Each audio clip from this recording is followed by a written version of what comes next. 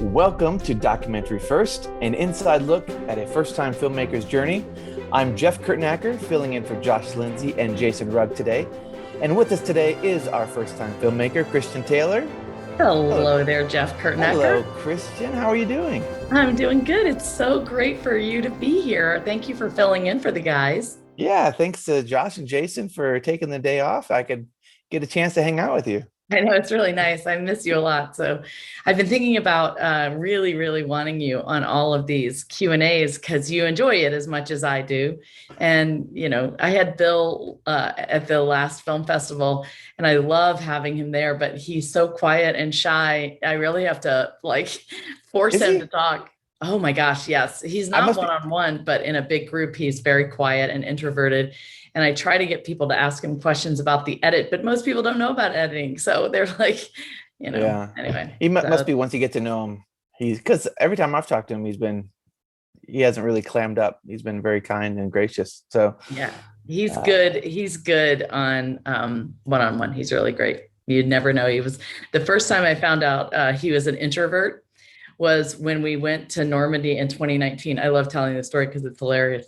So he and my mom ended up on the same flight out of Nashville. And so they rode on the flight together. I think I got their seats together. And when they got off the plane, they were like standing right next to each other. And my mom's like, so I think I found my soulmate here on this plane. Phil and I seem to have a lot in common, joking, of course. And turns out I was like, well, what do you mean? She's like, I'm introverted. I don't like talking and I stand around and just giggle at whatever you're doing. And so, it's said with love, of course, but both of them, the whole time we're in Normandy, we're just standing back giggling as I would go and talk to everybody and stuff like that. So I always thought that Bill was an extrovert until that time because I thought, he's so outgoing with me one-on-one. Yeah, that's amazing.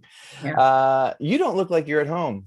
I am not at home. I am actually in Atlanta, Georgia. Right now, I'm in the house of Virginie Durr, my new Normandy native friend who has sort of changed my life since she's come into the picture.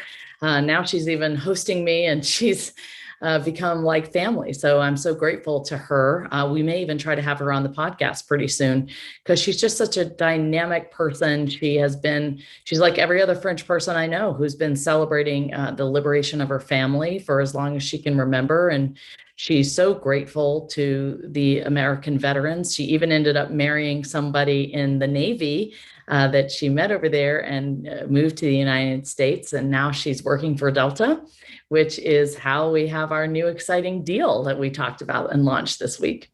That's awesome. Yeah. After listening to the last podcast, you were talking about Delta and the big news with them and iTunes and kind of everything that was been unfolding. And then I see you traveling and you're sort of all over the place lately, being very busy. So yeah, give us a scoop. What's the latest? Yeah, it's been an interesting 3 weeks, that's for sure. It started out with a lot of family stuff. So my family lives in McMinnville, Tennessee. And the last time I saw my family there, I was in Greenville, South Carolina on March 12th. When I woke up, I was going to do a screening on the 13th for Michelin. And I woke up the morning of the 12th and I discovered from my sisters that my mother had had a stroke in the middle of the night. It was so distressing, but there was really nothing I could do at the moment because I had this Michelin screening. So on the 12th, I did my meeting at Michelin with the Veterans Business Resource Group. And then on Saturday, the 13th, I did the screening. And that was when COVID had just hit. And I was surprised that we even had the screening at all, but we did. And we were the last show at the Peace Center in Greenville, and it was completely shut down for, I think they're still shut down. I don't know that they have any things going on in the Peace Center yet. But after that screening on the 13th, I got in a car and I drove to McMinnville, Tennessee from Greenville, South Carolina, and saw my mom for 3 hours before they shut the nursing home down or the rehab home down. And I hadn't seen her until I saw her last week. So I went there, I got to see my mom. She is doing better, still has a ways to go, but still doing better. And then my nephew graduated from high school. And as soon as that happened, we planned a wedding for his brother a week later in Paducah, Kentucky. Wow. So I was there for 3 days and had a wonderful wedding there. And then on June 5th, Delta flew me from Nashville to Greenville, South Carolina, where I met the night of June 5th with Virginie Durr and David Chapman, who is in our film, as Yeah. well as Bill Ebel, our editor, and some people that are going to be working on The Brave Dutch. So I did a combination trip of post-production, or not post-production, but post-film launch and pre-production for The Brave Dutch.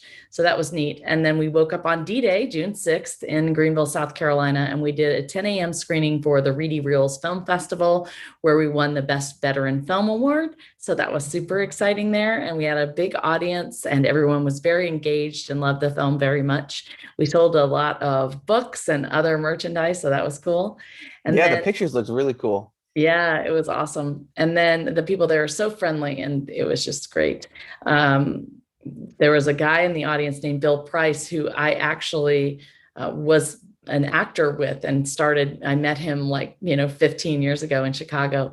And he's like, Wow. this should win an Oscar. It was just so great. Everybody was so, appreciative. He's not wrong. No, thank you. I don't think it is either. We should definitely win. And then we got in the car and we drove almost 4 hours to Beaufort, South Carolina. And we got to Beaufort and it was a rainy, terribly rainy day, but they moved the garden party inside. And we had another wonderful screening with a whole bunch of folks from Beaufort and really warmed a lot of hearts. Again, sold some great merchandise. We had made D-Day 77th anniversary commemorative t-shirts. Oh, so I was really cool. proud of those. On the back of the t-shirts, there is a photo. Danny's parents opened a bar in Normandy called the Bar of June 6th. And the Bar of June 6th is right off Utah Beach. And her cousin painted 2 murals in the bar. On one side of the room, it is the beach landings. And on the other side of the room, it's the parachute landings. And when I was there in 2015, I took pictures of those. And so we used those pictures to create the back of these t-shirts and then, made a little pocket design on the front. So I was really happy about those. Will Shadler on our team, our graphic design team, did those for me. And they're in our shop if anybody is still interested in purchasing those. We're still celebrating the 77th anniversary of landing in France. So it'd be a great thing to do to help the film and teach others about D-Day. So that was great. And then we left Beaufort on the morning of the 7th, and we drove to, where did we drive to? Atlanta, Georgia. And we drove to Atlanta, Georgia on the 7th, changed our clothes, and went to dinner with Delta executives. So Bob Summers is one of the head of global sales there. He and Chris Jones and Brian Munson. And we also had some executives from Michelin, David Chapman and Bruce Cannon. Jim Graham was a pilot, also works for Delta. He was there. And then we had David Chapman, David Patterson, and me from the Girl Who Wore Freedom team. And we really were coming together to celebrate D-Day and the launch of our film on the Delta flights. And to prepare for on June 8th, Tuesday, June 8th, we did a town hall meeting at Delta where we were kind of talked about the corporate partnerships between Michelin and Delta and how corporate partnerships can actually help veterans and help spread the word about veteran needs. So we talked about that and how the film can also bring awareness to those things. So it was a great little conversation that will air on the Delta network. So all the Delta employees will have the opportunity to watch that in August. They're going to launch it right before our film goes on board. And then, so that was an amazing encounter. We got to meet the CEO of Delta, Ed Bastian, and he's an incredible guy who, it was amazing that he took time to speak to us at all. He's just everywhere, all the time. Sure. So that was a blessing. And they did give the opportunities in Delta the chance to watch the film on D-Day. So a lot of people that I met at Delta had seen that. And that was very nice. Yeah. Has Delta always been very involved in veteran affairs, or is this something kind of new and exciting for them? No, they are super passionate about veterans. And they often provide flights for the honor flight that veterans do all over the United States. They've flown veterans back to Normandy. They in fact, I'm wearing their Veterans Business Resource t-shirt. They gave me a t-shirt yesterday because they are just so passionate and involved. It is a airline that began in the Delta. And so usually there were a lot of veterans, GIs that came from the rural South. And I just think the other thing, think about this. A lot of Air Force pilots or Army pilots, after they get out of the military, you can only serve, I think, 30 years. So after they get out, there's still time that they can work a job. So often pilots in the military will then go transition to the airlines. In fact, when I flew from Nashville to Greenville, the two pilots on my plane were both Air Force pilots. So there's a huge relationship between Delta and, veterans and the military. They also provide flights for the modern day service members when they're flying to and from an area. That's awesome. For training or for film or stuff like that. But it's one of the most patriotic, veteran focused groups I've ever met, for sure. That's amazing. Yeah. I mean, when you told me that it was going to be shown on Delta flights, I thought that's what a cool opportunity to have the film there. But then also knowing, listening to you talk about how passionate they are and just the history of Delta, it's not like they're just doing it because they picked a name out of a hat. Like, they want your film because it aligns with things that they're passionate about and their values. I think that's awesome. And how cool that they took time, especially the CEO, they took time out of his schedule to hang out with you guys. And I think that's great. So that film goes into Delta Airlines, their onboard entertainment in August, right? That's correct. And so is there any sort of expectation about, do they keep track of those metrics, or will you find out like how many people have viewed it, or do you get to have any insight into that? No, I mean, I don't even know that they know. I don't know that it matters that they track how much it's been seen on board. But it started, I think it'll start sometime in August. We don't have a date yet. And the contract term is for 10 months. So it'll go through D-Day next year. So we know at least that it'll be on Delta for 10 months. And the neat thing is, the deal we negotiated is that it will make us a spotlight film. So, when people go to look for films, it will be highlighted and they'll be able to see it right away. So that's a great thing, because it does mean there's a greater chance of people selecting our film. And another interesting fact that I have no idea why it dawned on me yesterday, but there is a story in our film by a veteran named Alan Hopper. And the story got in our film because I was posting about what I was doing on Facebook.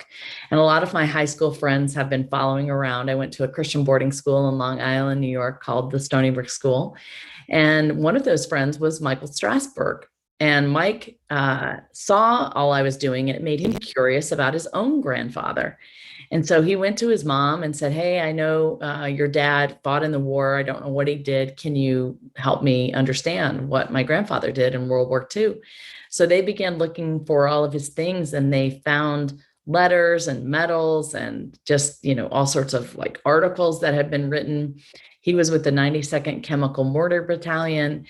And at the same time, even before Michael came to me with that, I was looking for GIs who had written home about what they were experiencing in France. When Mike showed me the letters that his grandfather had written, one of them was about what he saw in France, courtesy of Uncle Sam, in particular about the children. And that is where our story began. And it really, I love that part in the film. Yeah, it's one of my very favorite parts. Andy Barnett is the voiceover for that, and he just does a phenomenal job. And Mike is a pilot. Well, yesterday morning, or day before yesterday, I was staying in a hotel at the airport, and my balcony looked out over the runways. And there's a big sign that says "Fly Delta Jets." And I was just standing out there looking at all of that, and I was like, Mike Strasberg is a pilot. I wonder what he flies for. And I looked at his Facebook page, and of course, he's a pilot for Delta, and he's been there for 30 years. And I just I was just so blown away by that because I thought in August, Mike flies internationally. He flies the new Airbus 350, which is a brand new plane. He's one of the first pilots trained on this to fly this plane.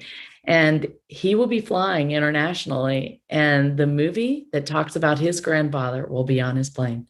That's just That's too unbelievable. cool. Very, But very cool.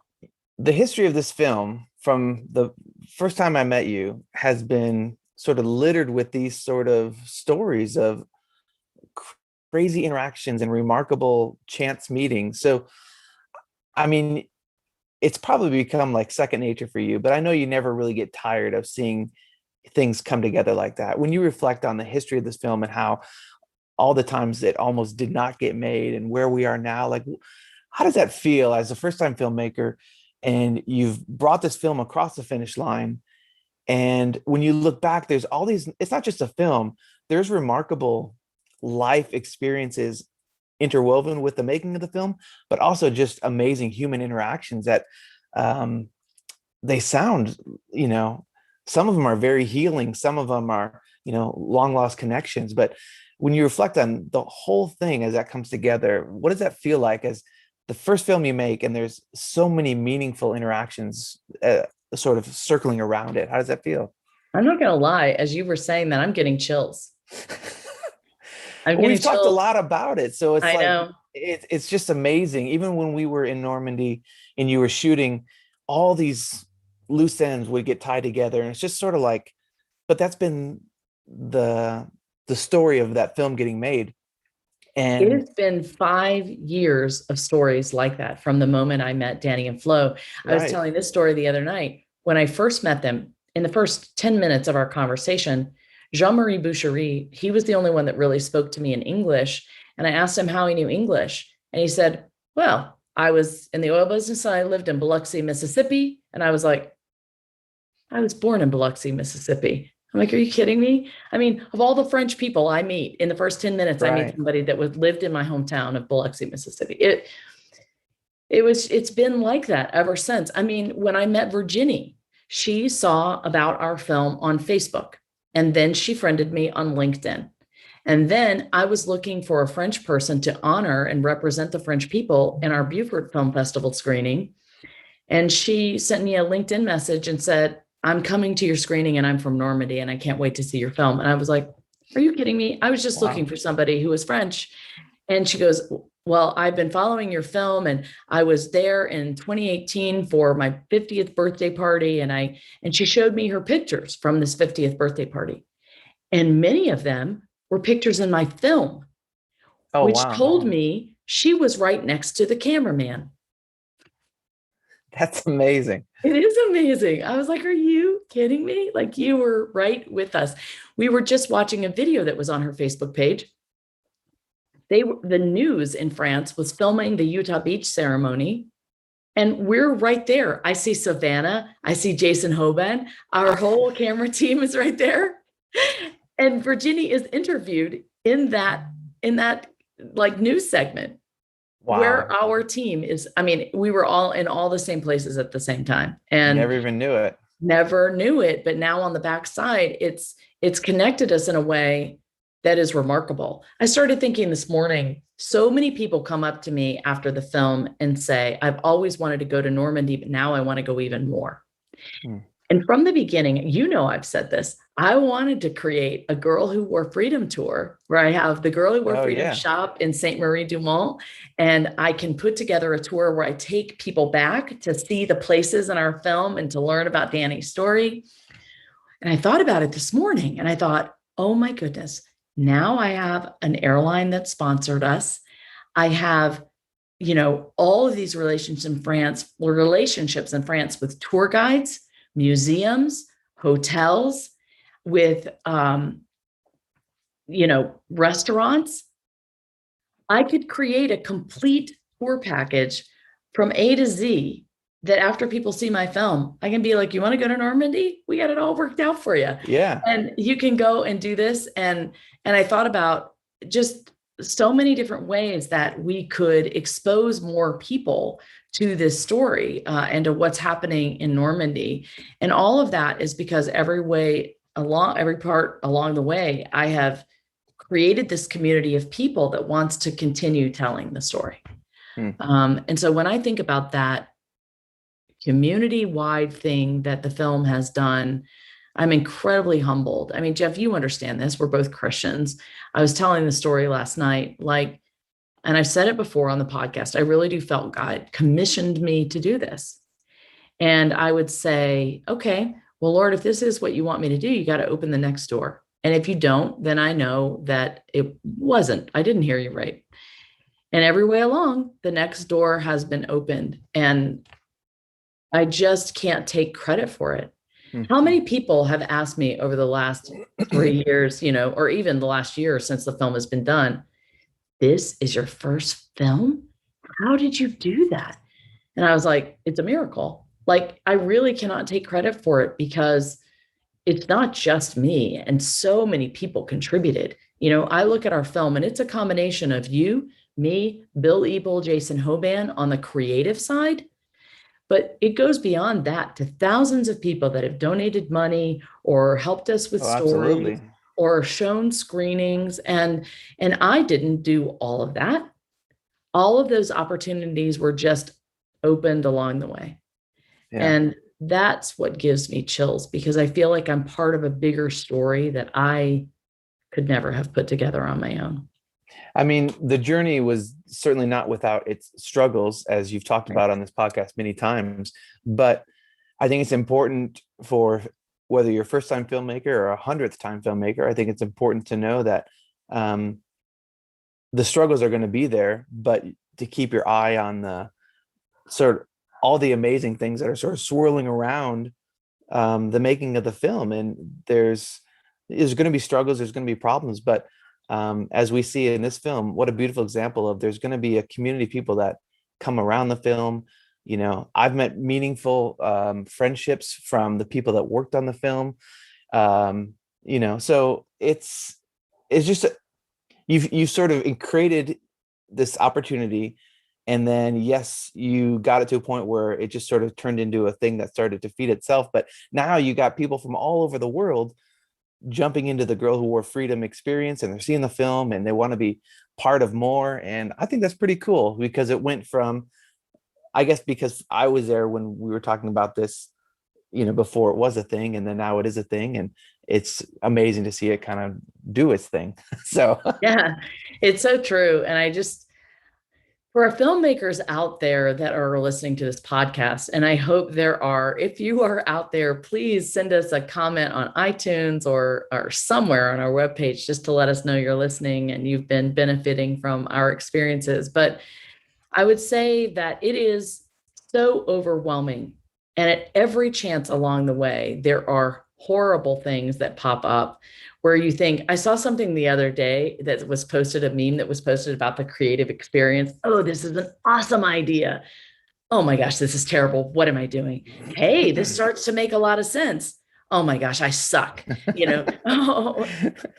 this isn't so bad. yeah. Well, this is horrible, and it just kind of goes on until, this is amazing. And oh my gosh, we did it, Yeah. and that's kind of the experience. And it's a wave that you really have to ride out if you believe in what you're doing. And I believe that every film can have a similar experience to ours if you are particularly passionate about the subject matter. And most people that do documentary films do them because they feel like there is a bigger message that they care about and they need to get out there. And they are creating their own community to sort of get this documentary to be done. So there are a lot of things that we have been doing that can be replicated no matter what the subject matter is. But the one quality that you have to have is a rock solid belief in what you're doing and an absolute, dogged determination that you're going to see it through no matter what horrible obstacles you face. Yeah. And I think another quality, just to add to that, is you put a lot of value on the people that were helping you, bootstrap this together and fund it and get it out the door. And I think that's a huge deal as well. Just appreciating the team around you. I know as a composer, I felt, even though I tried to quit on you, we've talked about that, but I felt valued and, a contributing member. And you always made me feel like that I was adding to the project and not just another, Cog in guy the wheel. yeah. Yeah. Yeah. So I think that goes a long way as well. Well, So let me just speak to that for 1 second, because I think this is another nugget that I would love for filmmakers to take away. I think everybody loves nuggets. Yes, they do, especially if they're chocolate. Or chicken. Yeah, or chicken. So when I started out, I said I wanted to do production differently.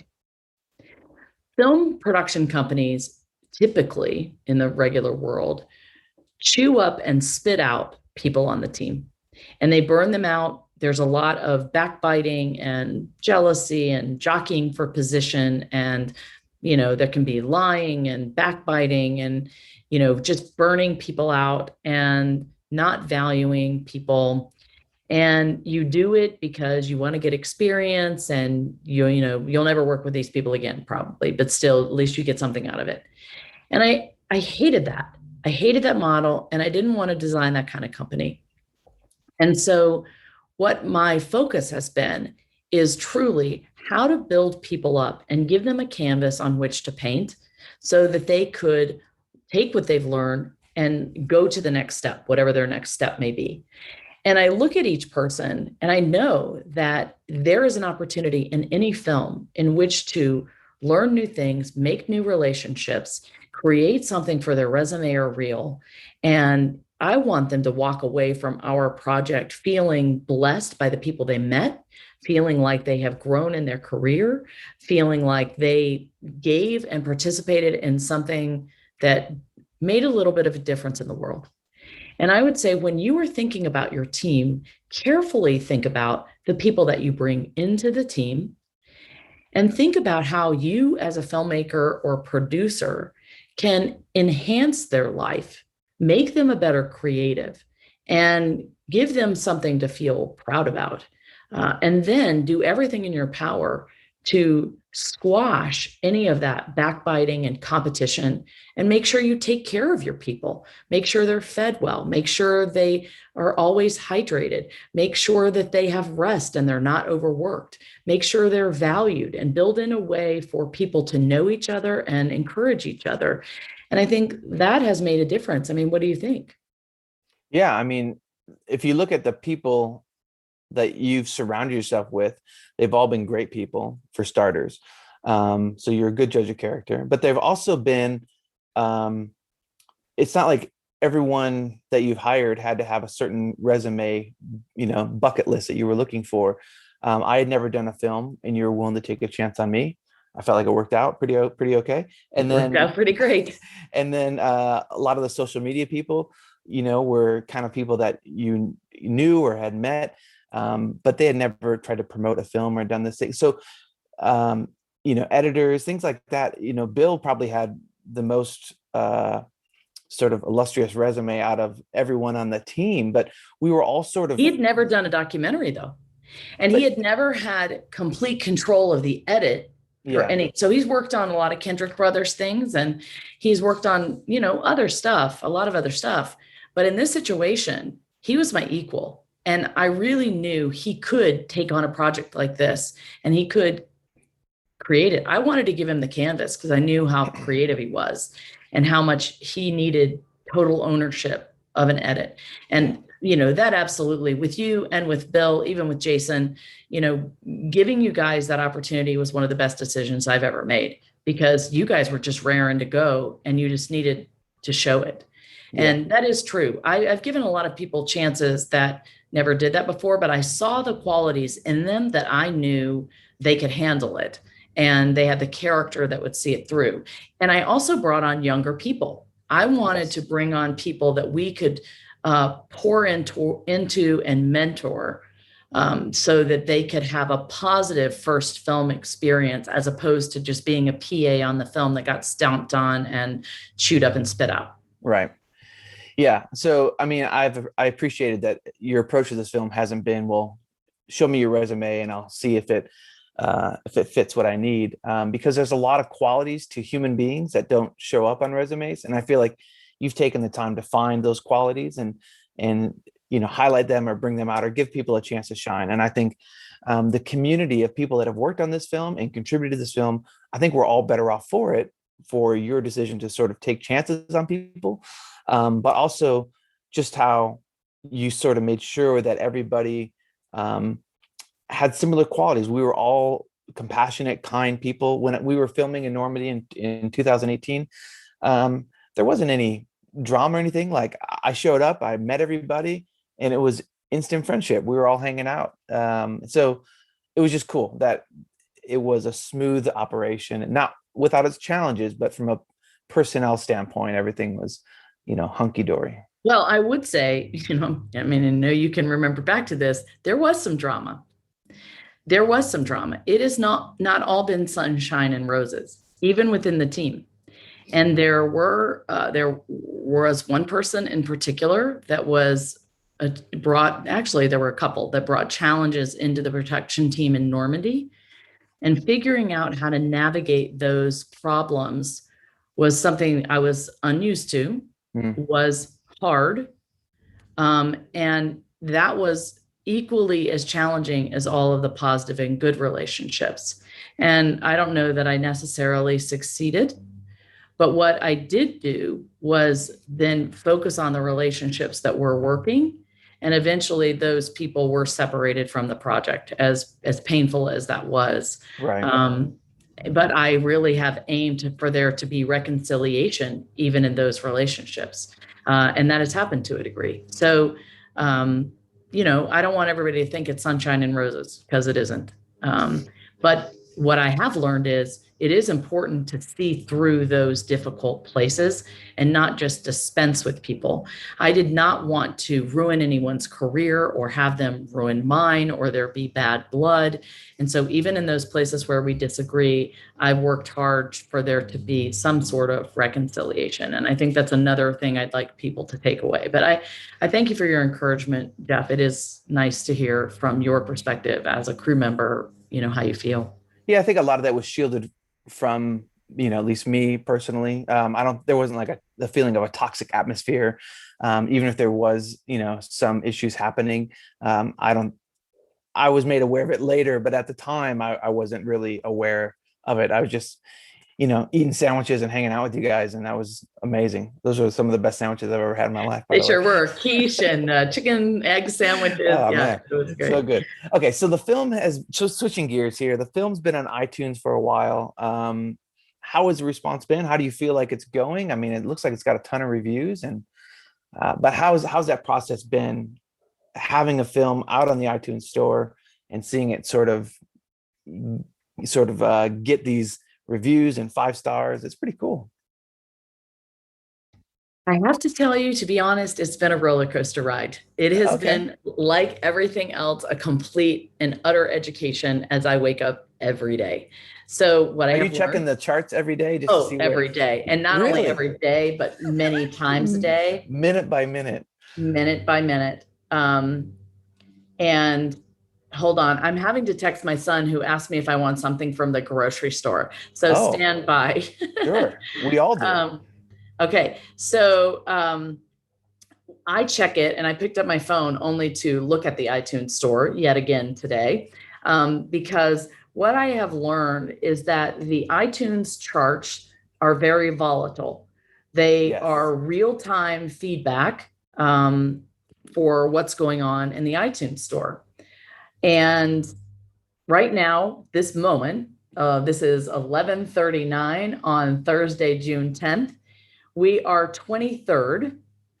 We are showing all 5 stars and 118 reviews. Now, yesterday, somebody gave us a 3-star review because we had too many interviews and not enough on the ceremonies at Normandy, which I felt like was terrible review. But anyway, so we were down at 45. So actually today I was very excited to be up 23.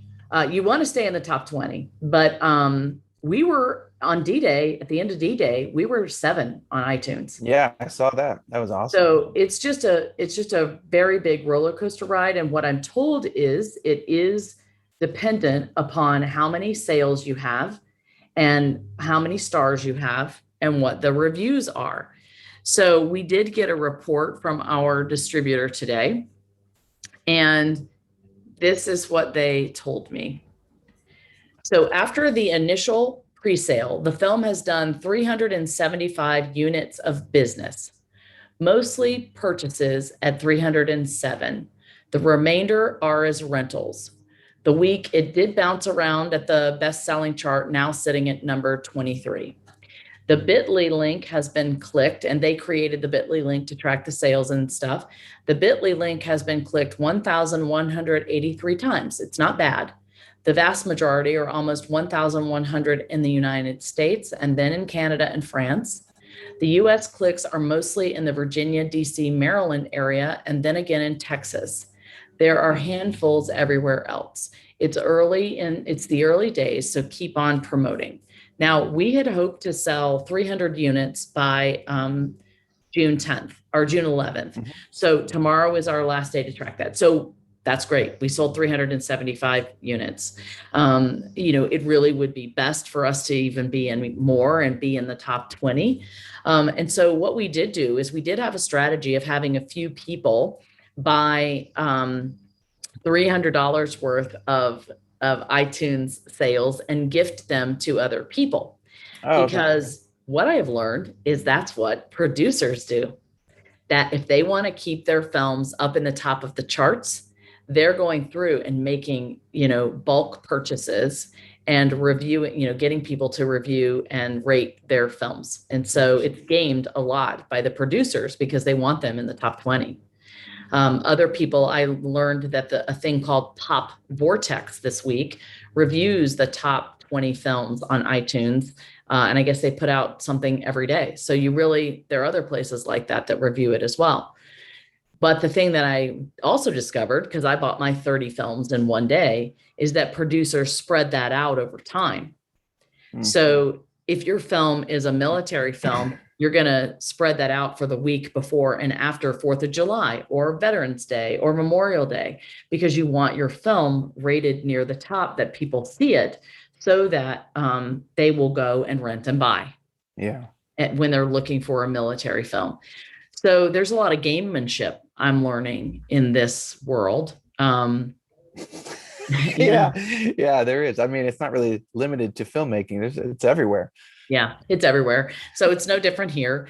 And I've spent a lot of time. I mean, thankfully, the physical screenings are very helpful because I can tell everybody this need to go to iTunes, write us a review, rate us if you can, buy it yourself, buy a gift for someone. And, that will keep us up there because I don't have the money to continue buying things, on iTunes.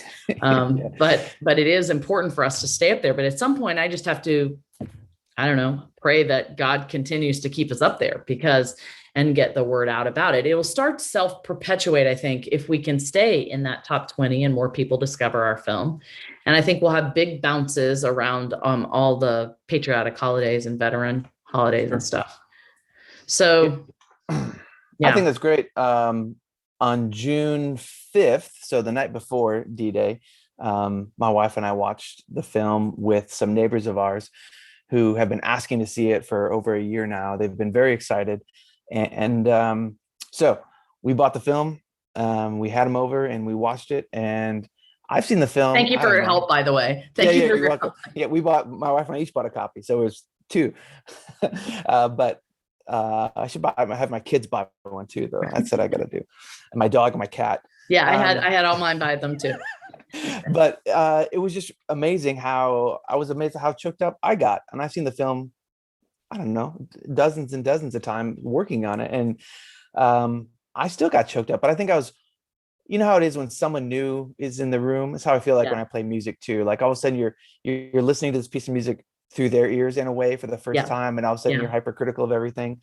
And so all of a sudden they're in the room and they're watching it. And I'm kind of watching it through their eyes in a weird way. And man, I was crying and they're crying and it was great. So it's just, even after seeing it a bunch, it's still an emotionally powerful film. And we all loved it. So that was a great way to spend that weekend, was, celebrating that. And we loved it. So, Can I say one other thing I've learned about iTunes? Sure. now it's kind of completely gone out of my head. Oh, this is it. So what I've learned is that, of course, our audience is older. I mean, everywhere from probably 50 to 100, honestly. I mean, I've had people that are 100 years old watching it. So, Wow. and that have loved it. So, and I apologize for the lawnmower outside of my window, but it's nothing I can do about that. So we've had this audience watch it. Well, when you tell them to go and watch it at home or share it with a friend on iTunes, what do you think happens? You get this deer in the headlights. I'm sorry, I don't even have a phone, or, I don't even never heard of Apple TV. Yeah. And so that's kind of been a barrier for us, because our distributor has only been able to get us on the transactional places like iTunes, unfortunately. And so there's really no way for them to watch it outside of iTunes or Apple TV in the United States. It's kind of the same in Canada. They're on Shaw Cable Company, which is like Comcast Cable in Canada. But not a lot is happening in Canada. Most of the sales are going to be in the US. They have us on iTunes in Canada. They have us on the Cineplex store in Canada, but there's just not a lot of traction up there, obviously. And so we have had to think of a way to help people. And so we're going to try to come up with a way to help people watch the film and give them specific instructions of how to write a review and stuff like that. But ultimately, I am telling people that I will sell and send you a DVD to your parents' or grandparents' house so that they can watch it, because otherwise there's no way for them to watch it. So that's something that you really need to think about, when you're thinking about getting onto different platforms. Is your audience going to be able to access that platform? Yep. Anyway, all right. What was your next question? That's a great point. Well, you kind of touched on it a little bit, but if you've talked before about going on iTunes, and you mentioned other streaming services, and now that we've been on iTunes for a while, what does that look like? Is there any news on how that film pushes out to other platforms? Well, that's all contingent upon the distributor. And they're hopefully on the other end pitching your film to broadcast, cable, streaming platforms. And hopefully those pitches are successful and you get picked up on different streaming platforms so that more people have access to your film. The other thing that they do is they will release it on Hoopla, which Hoopla goes to all of the libraries all over the US and Canada.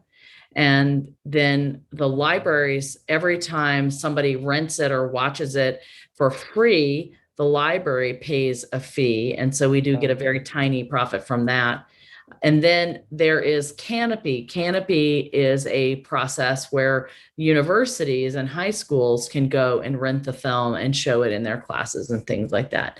Awesome. So there are other revenue streams. We will eventually, right now I have some DVDs, but the distributor will eventually make DVDs, I hope, as well. We have Fort Bragg, where the home of the 82nd Airborne is. They've reached out to us and they want to sell our book and the DVD in their stores. So, that's exciting. And we'll just have to see. Again, this is all new territory for me, so I'm learning as we go along, but that's what I know so far. Yeah. And now a certain amount of it is out of your hands, like you mentioned, right? Totally. So you kind of made this thing, and then you kind of have to gently pass it over and hope for the best. So that's got to be a little stressful. Yeah, for sure. So take us through what's next. What does the next few weeks or months look like, as far as any more film festivals, or is that winding down, or what are things looking like? Well, we still have 11 film festivals that we need to hear from. So I can't believe we still have more left, but I haven't been entering anymore for a while. So we'll see if we get into any more film festivals.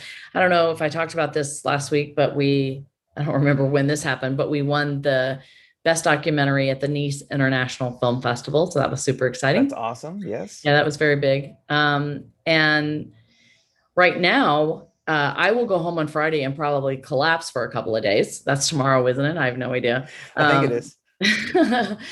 And I'll start retooling.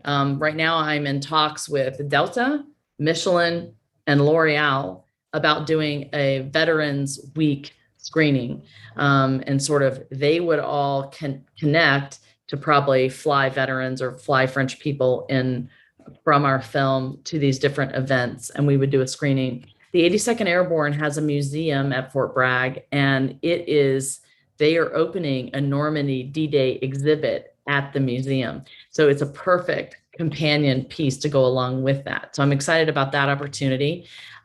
Delta always does everything for veterans every D-Day. So I'm hoping that we will be able to be a part of that. And Michelin wants to do something as well. You know, many people don't know, but the GIs use the Michelin maps early on to get around France. And so they played a part in World War II, and they play a part in our film. So hopefully I'm going to negotiate a lot of those things. I did keep theatrical rights, which has been a good thing for me, because then I can really show this.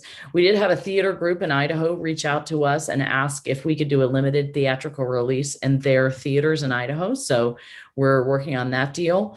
I have been invited by the Glacier Bible Camp in August in Polson, Montana, to come out and screen the film and do a talk.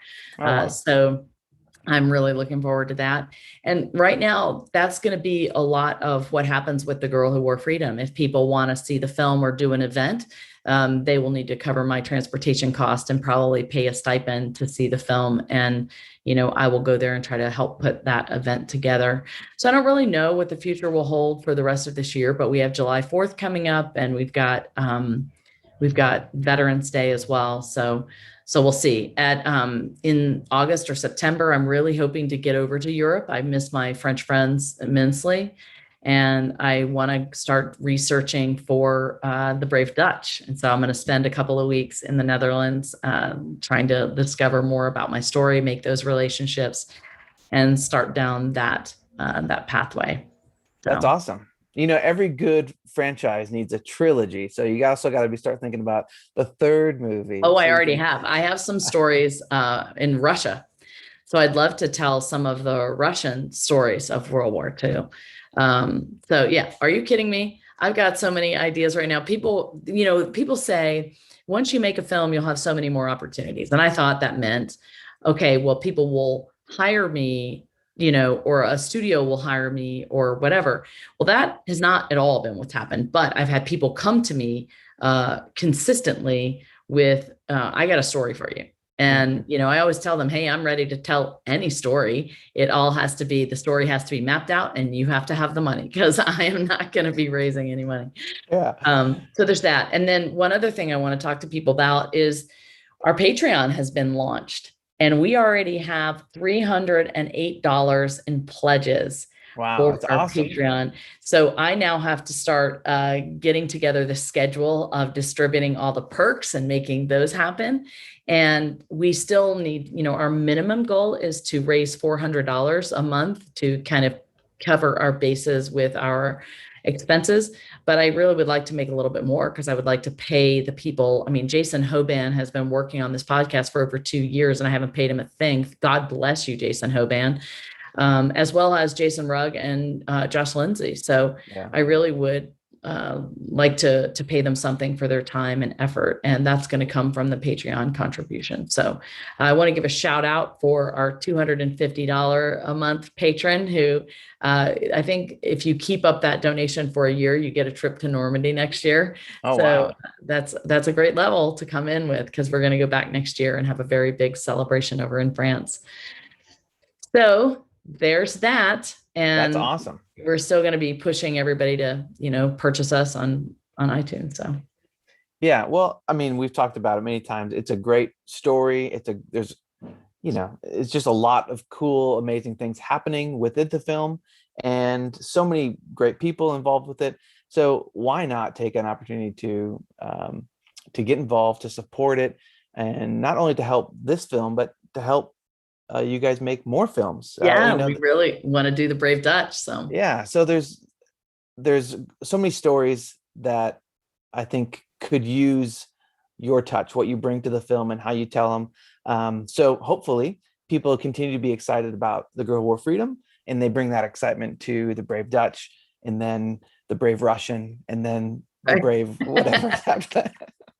Who knows what's next? I don't know. But I would say we really appreciate our hardcore fans. And that's the people that are listening or watching this podcast right now. You encourage us, you keep us going. And I really thank you a lot. If you get a moment, send me a note, Christian@normandystories.com. Leave us a comment on any of the platforms on which you listen to podcasts. Write us a review on iTunes. These are all small ways that you can support us. We're starting to use people's reviews in our social media marketing. So you may see your review pop up somewhere. And if you have any other suggestions, I got a great guy named Jim who listens to our podcast, who is constantly giving me ideas. He was the one that encouraged me to do the Patreon. He's the one that said, don't you dare name your next podcast documentary second. I think documentary first is a bad title. Well, he's got some ideas. Yes, he does. I'm so thankful for him. I really like him a lot. I don't know what I will, if once we get to the Brave Dutch, I'm not sure what I'll name that podcast, but I can guarantee you it will not be documentary second. Yeah, he was pretty strong opinion. That's amazing. Yeah. I listen awesome. to people. Well, you probably need to get some sleep. At least not today, but I got to get about my day for sure. Tomorrow today I'm going home. Yeah, tomorrow I'm going home. Today I'm so excited. I don't know if people know the actor Mike Paneuski, but all you need to do is look him up on IMDb and you will be like, oh yeah, I know that guy. I mean, he is a supporting actor in almost everything you've ever seen. He is a phenomenal actor with a prolific career, and he lives here in the the Atlanta area with his wife, Jay. And I met them. They had a film right before mine at the Beaufort Film Festival. It was a very nice companion piece. And we are going to have them on the podcast at some point when we can get our schedules together. So I'm going to go and meet with them today and catch up with them and figure out when I can get them on the podcast. So that I'm looking forward to today. And then I fly home on Delta. Thank you, Delta. Tomorrow, I will be back at home and I'll see my sweet family who's been without me now for 3 weeks. So wow, I'm looking forward to that. Amazing. Well, I'm sure everyone will be excited that Josh and Jason will be back next time.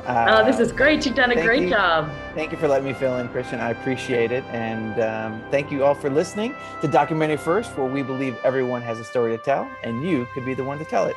Yes, you can. Bye, everybody.